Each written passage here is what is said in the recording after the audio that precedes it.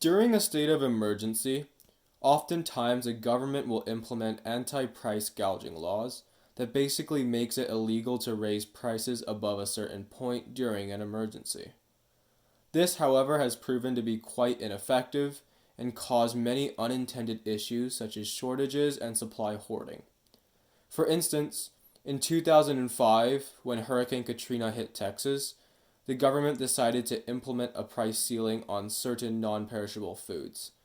This resulted in the demand to skyrocket, and the supply eventually plummeted to the point that there was a shortage on these foods.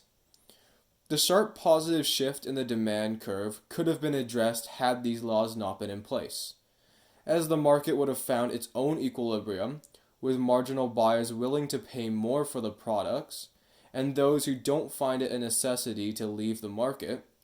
The supply and demand will eventually fall back to its equilibrium. However, how can the government implement a policy that prompts producers to keep prices of essential goods from rising?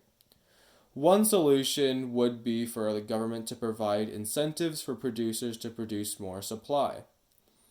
Usually, when a price ceiling is in place, producers tend to slow down the rate of their production, but the government can counteract this by providing some sort of incentive, such as a tax write off.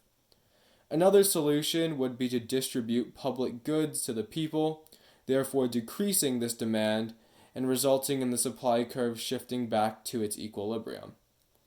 In general, anti-gouging laws often lead to shortages, and while the market may be able to naturally find its own equilibrium, the government must fix these issues by providing incentives for producers and distributing public goods to lesser the demand.